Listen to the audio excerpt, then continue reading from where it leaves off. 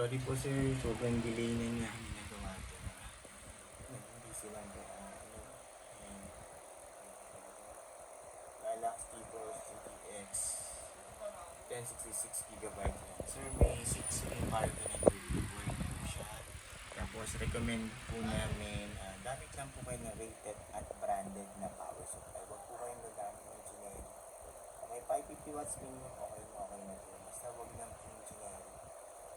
Kasi may brand nyo pa yung video kayo nyo, tapos generic lang po yung gagamitin natin na power supply. Yung mga generic second hand watts.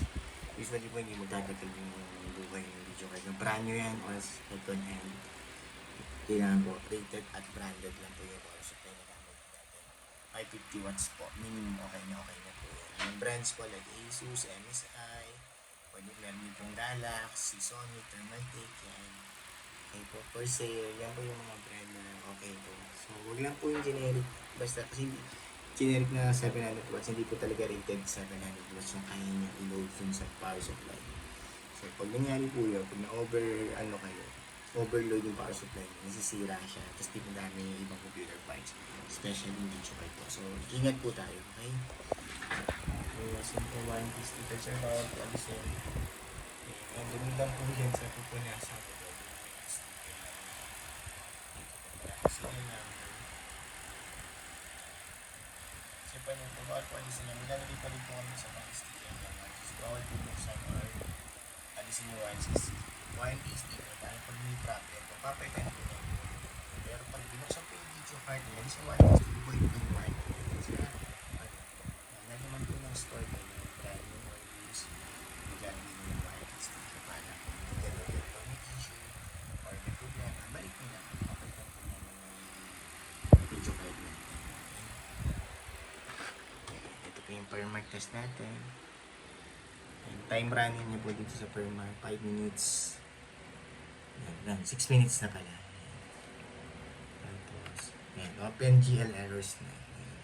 NVIDIA GeForce GTX 1066GB. Ito po yung buong screen, buong view. Wala pong kahit na anong issue. Walang random restart or random shutdown. Walang hang and freeze. Wala din pong BSOD card display na lumalabas. Napaka-smooth and stable lang po. Guarantee po namin yan sa Raxo James. Okay. Time check po ulit na running siya. 6 minutes, 35 seconds na po. Napaka-smooth and stable na. Yung drop niya, stable lang din. Straight lang yan. Okay. I-close ko na po ito. Per mark. Yan. Yan po yung per mark yung niran natin. Yan po yung settings niya. Tapos ito, MSI Afterburner software po para makita nyo lang kung anong video card yung nare-read niya. NVIDIA GeForce GTX 1060. Tapos ito, GPU-Z. Full details and specs po sa GPU-Z. Yan. Sensor. Yan, usually pinapakita ko yan. Kasi pag may blanco po dyan, ibig sabihin niya, may sira po yung mga components ng video card. Kasi yan po, buong buo po yan. Sensor yan. Lahat naman po yan may reading. Hanggang baba. Yan po. Tapos driver check po. Right lang ako dito sa desktop. Importante po yan. Naka-install po yung driver. Baka magulit po ay naglalag yung pala hindi naka-install yung driver. Kaya po may importante po na nakikita nyo naka-install yung driver. Kasi pag hindi po nag-install yung driver, baka magtakay sira yung video card. Yung pala naglalag. Yung pala hindi po naka-install yung video card. Yan. Kaya importante. System information po ng driver. Automatic install naman po itong driver sa Windows 10 and 11. Pero kung hindi man po siya mag-automatic install, download and install lang po. Wala akong difference yun. Importante po, mag-install yung driver. Di ba po tayo, hindi nag-install, mag-manual. Importante po, mag-install yung driver. Wala pong difference yan, manual install or automatic install. Same lang po, importante, mag-install po yung driver. Okay? Okay, tapos, ito po. Google Chrome, open lang ako for time and date checking para alam natin real time kailan ko po nire-record itong video test before po di na nag-ship out today. Medyo nag-delay na kami talaga. So, wala.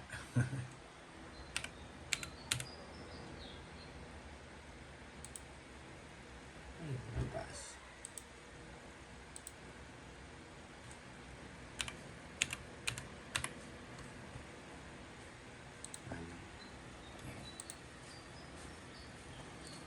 yung current date and time natin. Real time, 9:27 a.m. Saturday, August 24, 2024.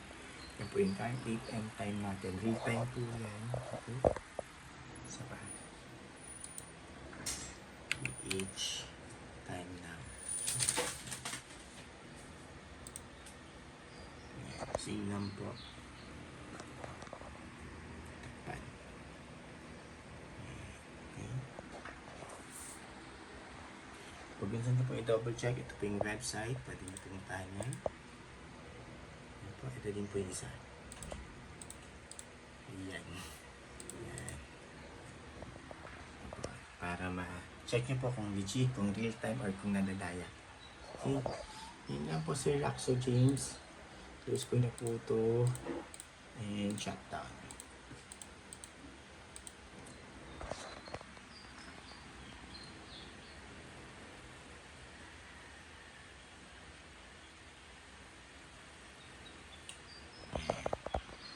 Sir, note ko lang ulit yung power supply natin dapat po rated at branded lang po. Huwag po gagamit ng generic na 700 watts. Okay sir, rated at branded 550 watts po okay na po. Huwag lang generic na 700 watts. Visual po yan. Ang white po yung gusto niya. Yung power po po yan ang is may 6-pin power connector po ng mga bands power supply. Yun lang po. Sir, yung serial number, yung warranty sticker po namin. Bawal po alis yan, maglalagay pa po ako ng isa. Yan. Serial number niya. Okay. Yun lang po sir. Thank you po. Bye. Thank you po. Bye.